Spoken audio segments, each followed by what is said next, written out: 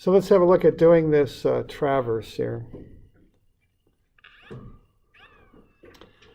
All right, now what you have there on your handout there is the traverse, and then sideways I copied a spreadsheet that I used to do a three-sided traverse. So it's a little messy there. I've kind of done some pencil corrections because this spreadsheet is a little wonky, you might say, or something like that, and the precision isn't all right, but that gives you the basic idea of what's going on there, okay? So that's kind of the overall master sheet that you would work through. So on the final, what I do, I'll get you a blank traverse sheet, like what I've done, like what I did in the homework. It'll have the headings on it, and you'll have to be filling it in, okay? So here's the basics of this. All right, so there's the traverse. Now, the first thing you do is you balance the angles, okay? And you'll notice on a traverse sheet, it'll have a column for, I don't know exactly what we call that, but we call that the angle adjustment and the balanced angles. So you have, the first column has the station, that's the point, that would be A, B, and C. The next column has the distance that goes between the points, okay, because distances run between points. So you'll notice on your handout there the distances are between the points. Then you've got the angle, which goes at the point, because you define an angle by the vertex. That's how you name it, okay, by the vertex point. And then we've got a thing to do the angular adjustment, so the angle adjustment. So the way you do the angle adjustment is you add up all of the angles. That's a triangle. There's 3 angles in there, you add them up. When you add them up, I got 178 degrees and 117 minutes. Well, I take 60 minutes over as 1 degree, so I get 179 degrees, 57 minutes. So those angles aren't right, okay? And that's what you do with a control survey. You take your data, you look at it, and you try and make it right mathematically, okay? Even though your field work is pretty much never perfect, okay? So you correct it, you fix it, you make it perfect. Okay, so our interior angles are 180 or 179.57. Now for a polygon, the interior angles are basically multiples of 180, I think. To get the interior angles for a polygon, you take the number of sides, you take away 2, and then you multiply that by 180. So a triangle should have 180 degrees. You probably know that. A 4-sided figure ought to have 360, etc., etc. Okay. Well, we only got 179.57. We need 180. Now, what 180 is 179.60. See, we're 3 minutes short. Okay, so we have 3 minutes, negative 3 minutes of error. If we take the 3 minutes and change the sign because I want to correct the angle and divide it by 3, I'll get plus a minute correction per angle. So what I'm going to do there, I'm going to take every angle and add a minute to it and get the adjusted angles. So even though that sketch says 79.21, I want to change that to 22. I want to change the 47 to 48, and I want to change the 49 to 50. It's like I forgot a little something right there, 50. There we go. Okay.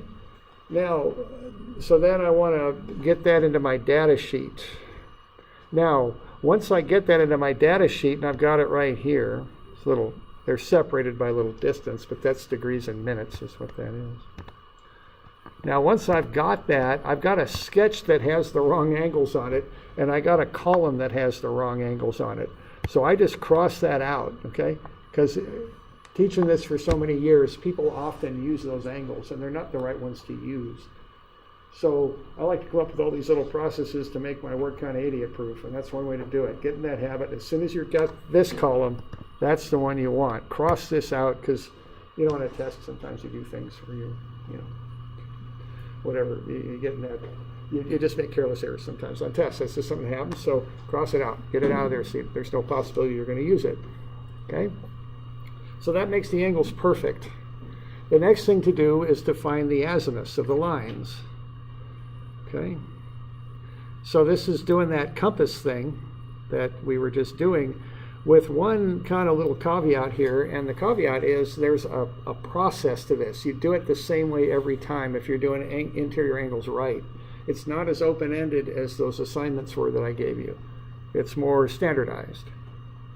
Now the process is generally the same. What you do is you take the angle out, this angle right here, put it in the middle of a compass, and get the azimuth right. Now this azimuth, see, the azimuth is going from A to B. It's 49.57, but when you pick up angle ABC and put it in the compass, you're not going A to B anymore, you're going the other direction. So what you have to do is you always need to correct your back azimuth by 180, either by adding or subtracting. I want this direction for the work I'm doing. So I add 180 to 49.57. That's my, what I call the basis of bearing. That's my starting azimuth. And I make it 229.57. And then if I'm doing angles right, I just add the angle right to my azimuth, and I get the forward azimuth, 284.105. Take 60 minutes over and make it 285.45. Okay. Now, why don't I show you a common error people make?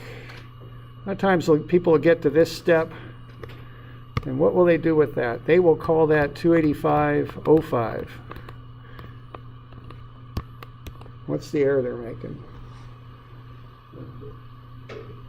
Everyone's so used to doing decimal, right? They're just doing it in a decimal fashion, but it's not. See, there's 60 minutes in a degree, not 100, okay? So when you carry 60 over, not 100, okay? So don't do that. That's a common error people will make, okay? Yeah? So say the answer is 285.45. Does it matter if you write that versus like that minus 180? It does, because you got to hold your direction when you're doing this traverse, because if you're 180 off, you're going the opposite direction. It flips the signs on your latitudes and departures. Okay. You know what I mean? So you got to have the right azimuth. It has to be going the right way. Okay. And what we're doing on this traverse, we're going A to B, B to C, C to A. I mean, that's what we're doing. If it's azimuth like AB, it's always going from A to B. Right. Yeah, that's done systematically. The subscript gets the order that you run the line on. Yeah. Okay. A to B. Yeah. Okay. All right. Now on these traverses, the process is always the same. You take your azimuth, you adjust it by 180, either by addition or subtraction. So what I'm doing here next is I'm going from C to A. So I'm taking my original azimuth from B to C. I'm going to subtract 180 from it to get from C to B, okay? It's 105.45. Then I'm going to add the angle right, the 44.50. I'm going to get 149.95. Again, I got to pull 60 minutes out of that as a degree and make that 150.35. Okay, that's going from C to A. Okay. At that point, I got all three azimuths, but I still want to check. You know, when I'm doing surveying, you don't want to set points that are incorrect. So what I would do is I would check back in and make sure I'm hitting 49.57 when I come back. Okay. So what I'm doing there, I'm going to put my angle A in a compass. Okay, I've got from C to A. Now, what I've got at the azimuth from C to A is 150.35, but I want to go from A to C.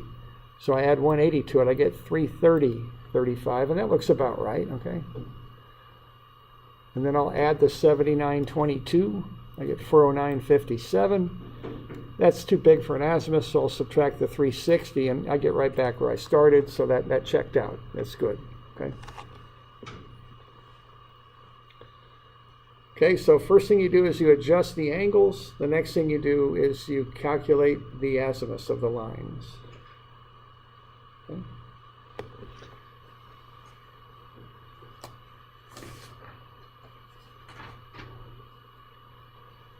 All right, now the next thing we want to do here is we want to get those things broken up into X's and Y's, because that's how we check for our accuracy, all right?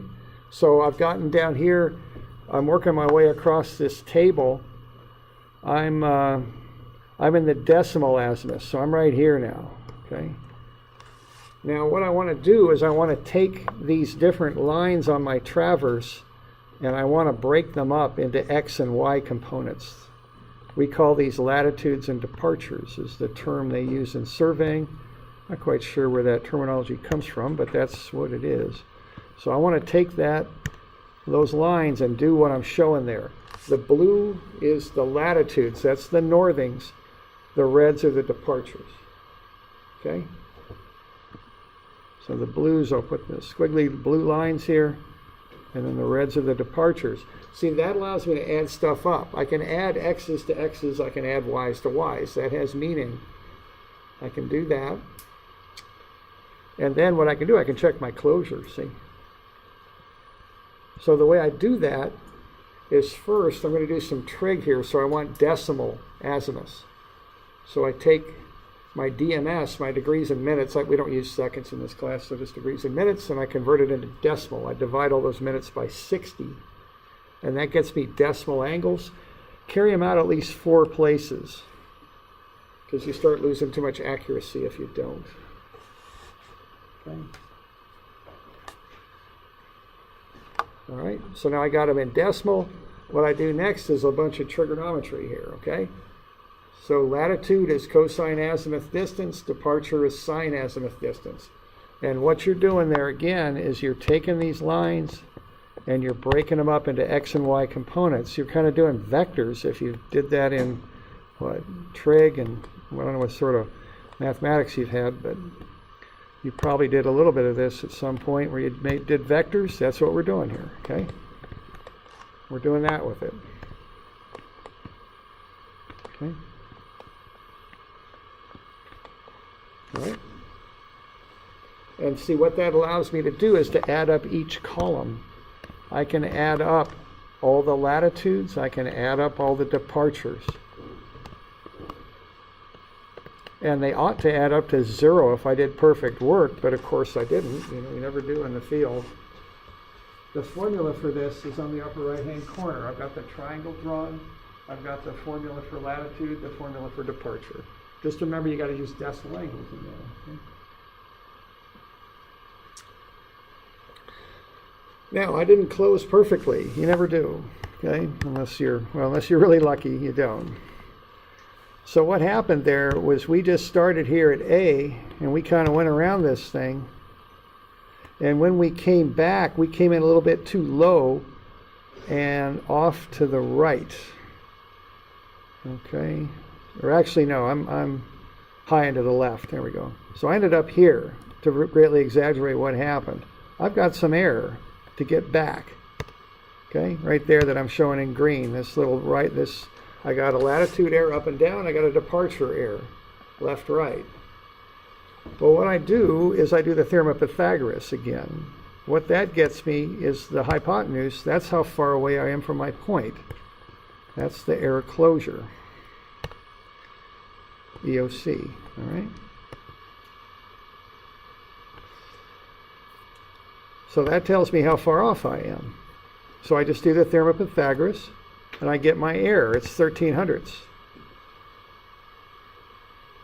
Okay? And you got the error closure formula under traversing on your formula sheet. You also have a formula to find the precision. You take how far around the traverse you go, and that's shown right there at 728.86. That's the total distance around. And you divide it by your error closure.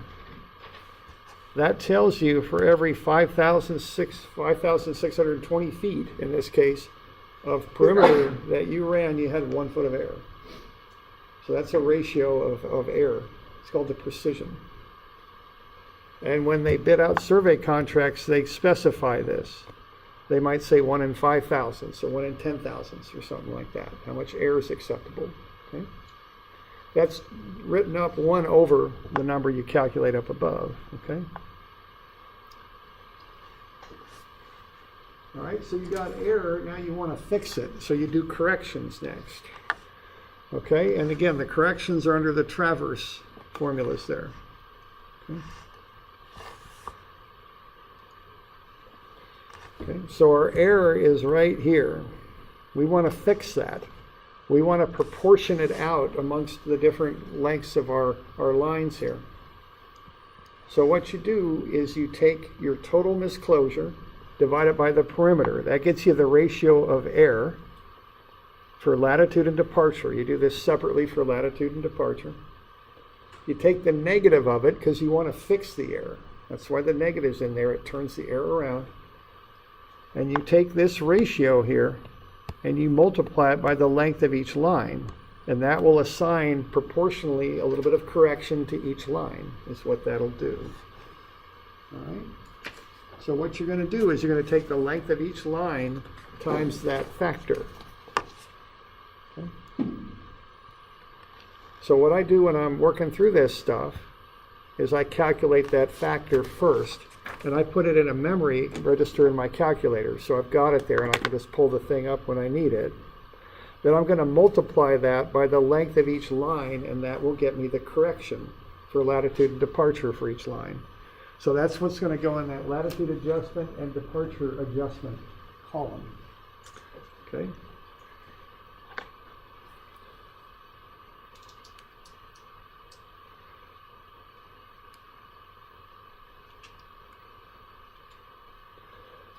Okay, so I just go ahead and put that in memory, and then I'll just multiply it by the length of each line. So I've got that 0.00009604, and I'm just going to multiply it through. Okay. So I'm going to do the latitude correction. And I'm going to take that number.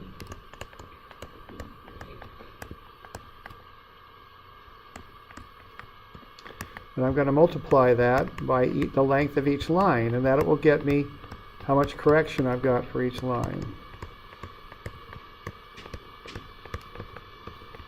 Okay. And the lines are just the lengths of the different sides of the traverse.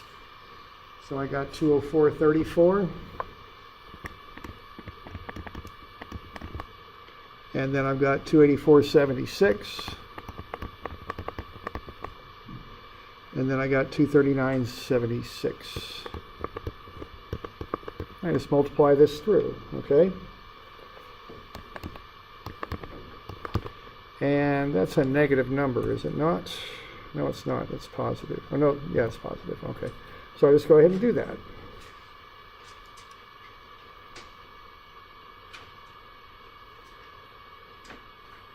So the first one is 0.02 is what it rounds to. I'm just going to take this out to the 100th.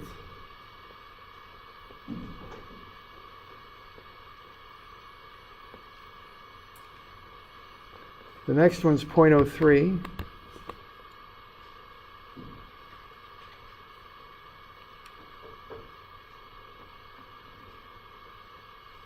And the last one's 0.02. Okay, so those are my corrections. You notice the longest line has the most correction. All right. Now when I add those up, I get 0.07, and that's a good number because, see, my error was negative 0.07. So positive 0.07 will fix that. Okay. And then I do the same thing for the departure correction. So this is AB, this is BC, and that's CA. I'll do the same thing for the departure. Okay.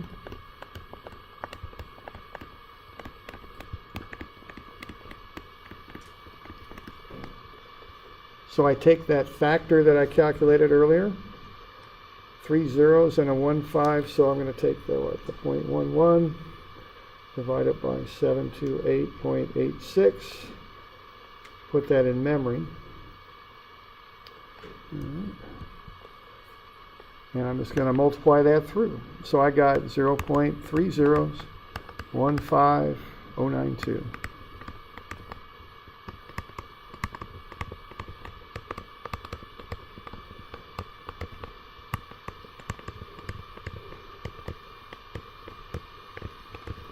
And I'll multiply that by the length of each line. And this one is negative, so that needs a negative in there because I had positive error. I want a negative correction. So I just multiply that by the length of each line, 204.34. And then I've got a 284.76. And then I've got a 239.76. Okay. Now this one isn't going to come out perfectly. And you'll notice I made a manual correction on this one, or did I? I guess I didn't. This did come out okay. All right, so this is negative 0.03, negative 0.04, and negative 0.03. That comes out to be negative 0.11, and so again, that's the perfect correction. That works out. Now sometimes when you round, you get about 1/100th of air floating around in there. Whoops, that's not, I've got a bad number I wrote down. This one's 04 right here. Okay, so there are my corrections. Okay. So that's how I'm going to fix my latitudes and departures. So those numbers go in these columns here, and then what I do is I apply these corrections to these numbers here. So that number will be 131.48 plus the correction. The next one will be 77.30 plus the correction. The last one will be the negative 208.85, negative number there, plus the correction, okay? And I'll get 131.50, I'll get 77.32, and that's a negative number plus 0.02, so I get negative 208.83. So I got a bust here? Oh, yeah, where? Oh, yeah, I sure do. All right.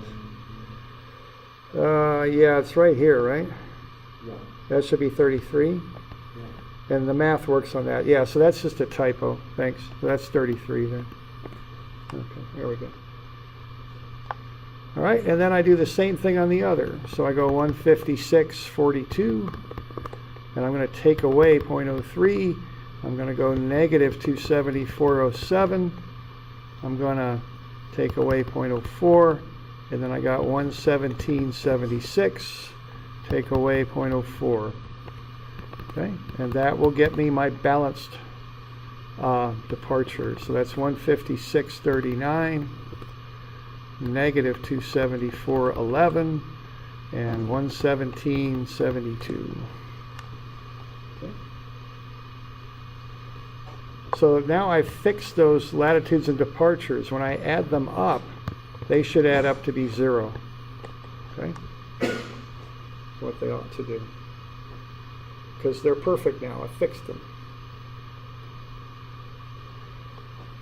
All right, and then the last run at this, I just take my original coordinate, which is 1,000, 1,000, and I add the latitudes and departures as I work my way around, and that gets me the new coordinates. Because see, again, what these latitudes and departures are is how I'm varying off these lines. That's what that is. So the departures look like that, and the latitudes look like that. So when I add these latitudes and departures to my coordinates, I get the new coordinate. I just adjust the x and the y as I work my way around, and that's how this finishes up. All right. So I start at 1,000, 1,000. That's my starting coordinate. If you're out working anywhere, usually what we used to do is call it 10,000, 10,000. That gave us a lot of room to work with, and that way we didn't have any negative coordinates. They're kind of awkward to work with, so we didn't really want to use those. Okay, then I add that balanced latitude, the 131.50, and I'll just walk through and get these numbers in here. Then I add 77.33, and then I'll subtract 28.83. Okay, these are the latitudes, and then for the departures, I just put those departures in there. So that'll be 156.39, and minus 274.11, and 117.72. Okay.